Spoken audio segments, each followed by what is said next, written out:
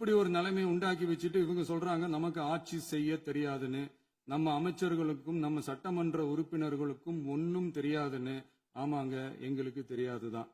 எங்க சட்டமன்ற உறுப்பினர்களுக்கும் அமைச்சர்களுக்கும் மக்கள் பணி செய்ய தெரிஞ்ச அளவுக்கு மக்கள் பணத்தை சுருட்ட தெரியாதுதான்.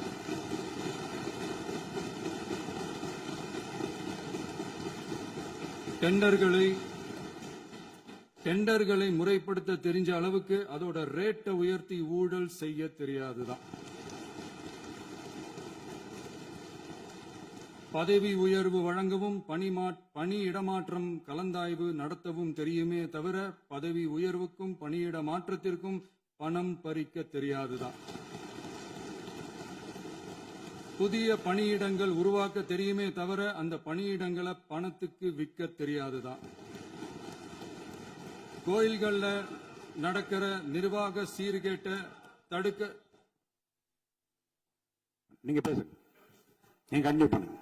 கோயில்கள்ல நடக்கிற நிர்வாக சீர்கேட்ட தடுக்க தெரியுமே தவிர கோயில் பணத்தை கொள்ளையடிக்க தெரியாதுதான். தங்கத்தை உருக்கி தாரை வார்க்க தெரியாதுதான்.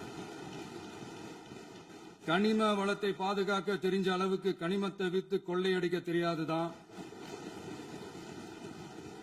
அரசு வருமானத்தை அரசு கஜானாவுக்கு மாத்த தெரிஞ்ச அளவுக்கு அந்த பணத்தை தனிப்பட்ட கஜானாவுக்கு மடை மாத்த தெரியாதுதான்.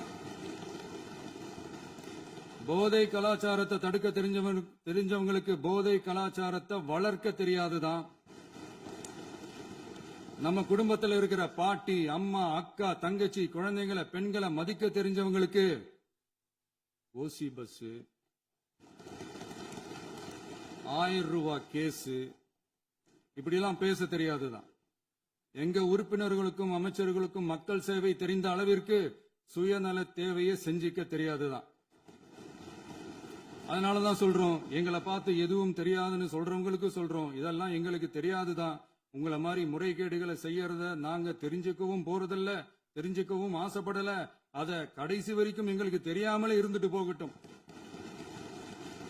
அதனால நாங்களும் எங்க மக்களும் வெரி வெரி ஹாப்பி தான்.